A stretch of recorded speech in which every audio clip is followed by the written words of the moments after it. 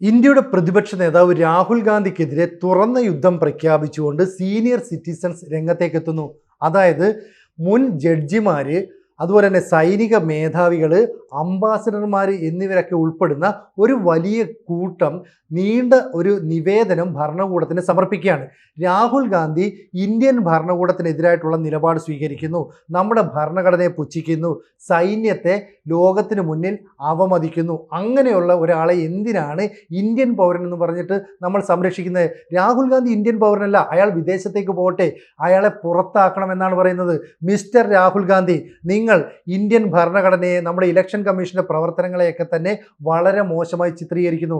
Mister Rahul Gandhi എന്നൊക്കെ തന്നെ വിളിക്കുന്നു. അവിടെ ഒരു ബഹുമാനം കൊടുക്കുന്നില്ല. എന്തിനാണ് ഭീകരവാദികളെ പിന്തുണയ്ക്കുന്ന നിലപാട് സ്വീകരിക്കുന്ന ഒരു രാഷ്ട്രീയ നേതാവിനെ നമ്മൾ ബഹുമാനിക്കുന്നത് എന്നാണ് ഇവർ ചോദിക്കുന്നത്.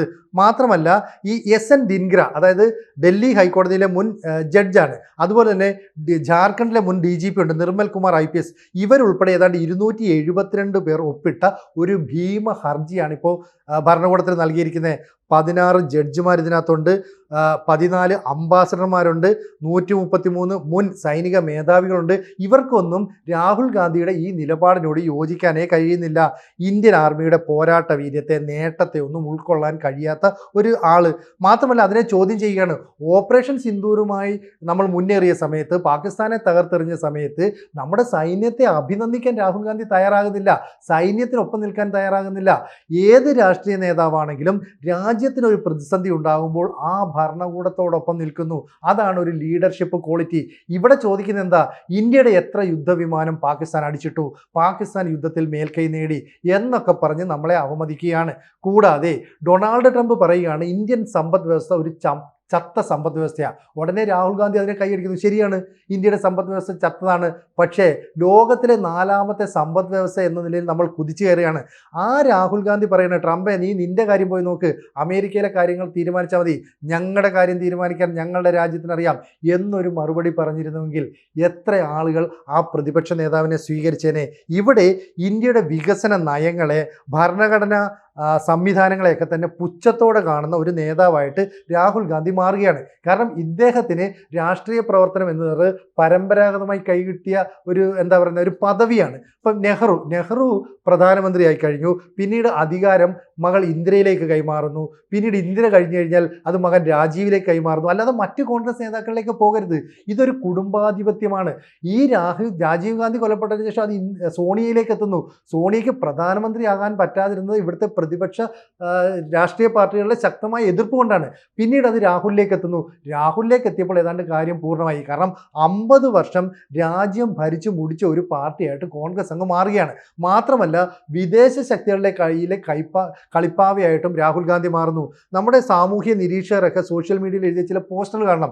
ഈ രാഹുൽ ഗാന്ധി എന്ന് പറയുന്നത് എന്തൊരു മനുഷ്യനാ! ഇയാൾ ആയിരക്കണക്കിന് കിലോമീറ്ററുകളാണ് നടക്കുന്നത്, ആളുകളെയൊക്കെ തന്നെ ആകർഷിക്കുന്നുണ്ട്, വലിയ റാലികൾ വിളിച്ചു കൂട്ടുന്നുണ്ട്, എന്തിന്, ലോകത്തെ ഞെട്ടിക്കുന്ന പവർ പോയിന്റ് പ്രസന്റേഷൻ നടത്തുന്നുണ്ട്. എല്ലാ മേഖലയ്ക്കും വളരെ മിടുക്കനാണ്. സാധാരണക്കാർക്കൊപ്പം വെള്ളത്തിൽ ചാടും, ലഡു ഉണ്ടാക്കും, ഒരുമിച്ചിരുന്ന് പാനിപ്പൂരി കഴിക്കും, അല്ലെങ്കിൽ ബർഗർ കഴിക്കും, ഇതൊക്കെ ചെയ്യും. പക്ഷേ ഒരു കാര്യം രാഹുൽ ഗാന്ധിക്ക് അറിയില്ല, അത് രാഷ്ട്രീയ പ്രവർത്തനമാണ്. ഒരു രാജ്യത്തിൻ്റെ പ്രതിപക്ഷ നേതാവ് എന്ന നിലയിൽ ഉത്തരവാദിത്തത്തോടെ മുന്നോട്ട് പോകാൻ കഴിയുന്നില്ല. നമ്മുടെ രാജ്യം രാഹുലിന് കുറേ സമയം അനുവദിച്ചു.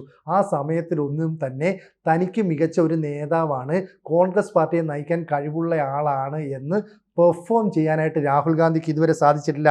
അങ്ങനെ ഇന്ത്യൻ നിയമവ്യവസ്ഥയെ, സൈന്യത്തെ, രാജ്യത്തിൻ്റെ പരമോന്നത നീതിപീഠത്തെ, നയതന്ത്രത്തെ എല്ലാത്തിനെയും ഇകഴ്ത്തി കാണിക്കുന്ന രാഹുൽ ഗാന്ധി ഇന്ത്യൻ പൗരനാണോ? ഇതാണ് ചോദിക്കുന്നത്. രാജ്യത്തെ മുൻ ജഡ്ജിമാരാണ്, അംബാസഡർമാരാണ്, സൈനിക മേധാവികളാണ്. ഇവരൊക്കെ തന്നെ ഒരു കത്തെഴുതിയിട്ട് രാഹുൽ ഗാന്ധിയോട് രാജ്യത്തിന് പുറത്തു പോകണമെന്ന് ആവശ്യപ്പെടുന്ന ഒരവസ്ഥ സംജാതമാകുന്നു. എങ്ങനെയാണ് കോൺഗ്രസ് പാർട്ടിയെ നശിപ്പിക്കുന്നതെന്ന് രാഹുലിന് മാത്രമേ അറിയത്തുള്ളൂ. കാരണം 50 വർഷം രാജ്യം ഭരിച്ചതോടുകൂടി കോൺഗ്രസ് എന്ന് പറയുന്ന പാർട്ടിക്ക് ഒരുപാട് കേടുപാടുകൾ സംഭവിച്ചു എന്ന് പറഞ്ഞാൽ അതിൻ്റെ വേരുകളൊക്കെ ചീഞ്ഞു തുടങ്ങി. ആ സമയത്താണ് BJP എന്ന് പറയുന്ന പുതിയ പാർട്ടി വരുന്നത്. ആ പാർട്ടിയിൽ പുതിയ ഇലകൾ കളിക്കുന്നു, പുതിയ മുകുളങ്ങൾ വരുന്നു, പുതിയ മൊട്ടും പൂവും ഒക്കെ വരുന്നു. പതുക്കെ പതുക്കെ ജനമനസ്സിലേക്ക് ഇറങ്ങിച്ചെല്ലുന്നു. അപ്പോൾ സാധാരണഗതിയിൽ കോൺഗ്രസ് ആയിരുന്നു ഹിന്ദിയുടെ ഹൃദയഭൂമിയിൽ മുഴുവൻ ആധിപത്യം സ്ഥാപിച്ചതെങ്കിൽ ഇന്ന് പ്രധാനപ്പെട്ട സംസ്ഥാനങ്ങളായ ഉത്തർപ്രദേശ്, രാജസ്ഥാൻ, മധ്യപ്രദേശ്, ബീഹാർ തുടങ്ങിയ സംസ്ഥാനങ്ങളിലൊന്നും കോൺഗ്രസിനെ മഷിയിട്ട് നോക്കിയാൽ പോലും കാണുന്നില്ല. എല്ലായിടത്തും ഇങ്ങനെയാണെന്ന് പറയാൻ പറ്റത്തില്ല. അപ്പോൾ കേരളത്തിൻ്റെ കാര്യം എടുക്കുക, കമ്മ്യൂണിസ്റ്റ് പാർട്ടി ഭരിക്കുന്നു. തമിഴ്നാട്ടിലേക്ക് നോക്കിയാൽ സ്റ്റാലിൻ ഭരിക്കുന്നു. അങ്ങനെയുള്ള പ്രാദേശിക കക്ഷികളുമുണ്ട്. ആകെ 3 സ്റ്റേറ്റിൽ മാത്രമാണ് കോൺഗ്രസിന് ഭരണമുള്ളത്. ബാക്കിയുള്ള സ്ഥലത്ത് BJP പ്രാദേശിക രാഷ്ട്രീയ പാർട്ടികളുമായിട്ട് ചേർന്ന് കൃത്യമായ ഭരണം മുന്നോട്ട് കൊണ്ടുപോകാൻ സാധിക്കുന്നുണ്ട്. ഇതാണ് ഇവർ വെളിച്ചത്ത് കൊണ്ടുവരുന്നത്. മാത്രമല്ല നമ്മുടെ ശാസ്ത്ര സാങ്കേതിക മേഖലയിൽ ഉണ്ടാകുന്ന നേട്ടങ്ങൾ, അതുപോലെ തന്നെ രാജ്യത്തിൻ്റെ അഭിമാനകരമായ സൈനിക പുരോഗതി, അതുപോലെ തന്നെ ജനങ്ങളുടെ അഭിവൃദ്ധി, സാധാരണ ദാരിദ്ര്യാവസ്ഥയിൽ കഴിയുന്നവരെ ഉയർത്തിക്കൊണ്ടുവരാനായിട്ട് സർക്കാർ നടത്തുന്ന പ്രവണതകൾ, ഇതിനെ ഒന്നും അംഗീകരിക്കില്ലെന്ന് മാത്രമല്ല ഇതൊക്കെ തന്നെ തെറ്റാണ്. ഇവിടുത്തെ ഇലക്ഷൻ സമ്പ്രദായം തെറ്റാണ്. കള്ളവോട്ടിലൂടെ ഒരു ഭരണകൂടം വരുന്നു, ഇതൊക്കെയാണ് പറയുന്നത്.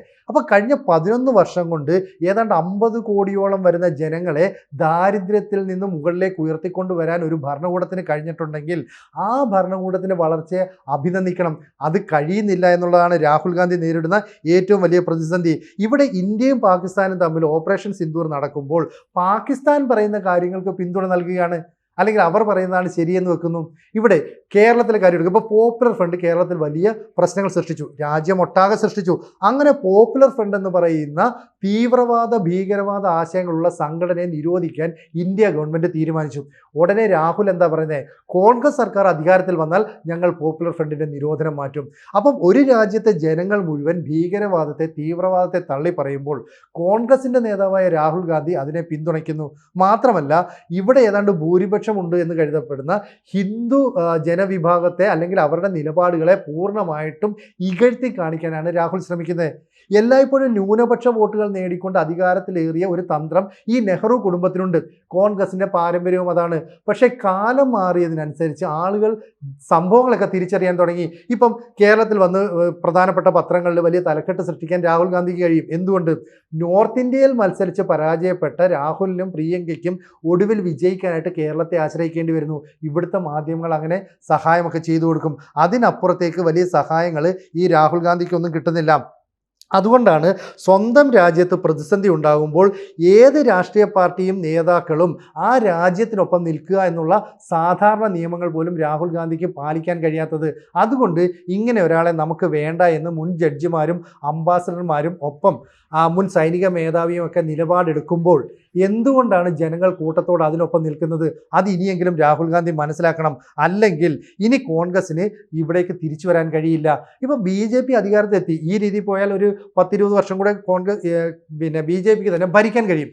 പക്ഷെ പ്രതിപക്ഷമില്ലാതെ BJP ഒറ്റയ്ക്ക് മുന്നോട്ട് പോയാൽ അതും അപകടമാണ്. ഏതൊരു രാഷ്ട്രീയ പാർട്ടി ആയാലും ശക്തമായ പ്രതിപക്ഷം തെറ്റുകുറ്റങ്ങൾ ചൂണ്ടിക്കാണിക്കാൻ വേണം. ഇവിടെ രാഹുൽ ഗാന്ധിയുടെ കോൺഗ്രസിന് അത് കഴിയുന്നില്ല. ഒരു പക്ഷേ കോൺഗ്രസിൻ്റെ അവസാനത്തെ പ്രതിപക്ഷ നേതാവായിട്ട് രാഹുൽ ഗാന്ധി മാറുമോ എന്ന് കോൺഗ്രസ് നേതാക്കൾ പോലും ഭയപ്പെടുന്നു. കാരണം ഹിന്ദി ഹൃദയഭൂമിയിലൊന്നും തന്നെ അവർക്ക് ആധിപത്യമില്ല. ആകെ 3 സംസ്ഥാനങ്ങളിലാണ് കുറച്ചെങ്കിലും സ്വാധീനമുള്ളത്. അതിൽ തന്നെ കർണാടകയിൽ ഇപ്പോൾ മുഖ്യമന്ത്രി പദത്തിന് വേണ്ടിയിട്ട് കോൺഗ്രസ് നേതാക്കൾ തമ്മിലടിക്കാനുള്ള ചില നീക്കങ്ങൾ ആരംഭിച്ചു കഴിഞ്ഞു. സ്റ്റാലിനൊന്നും ഈ പറയുന്ന രാഹുൽ ഗാന്ധി അടുപ്പിക്കുന്ന പോലുമില്ല. തേജസ്വി യാദവ്, അഖിലേഷ് യാദവ് ഇവരൊക്കെ തന്നെ ഇവർ പൂർണ്ണമായിട്ടും രാഹുലിനെ ഒഴിച്ചു നിർത്താനുള്ള നിലപാട് സ്വീകരിക്കുന്നു.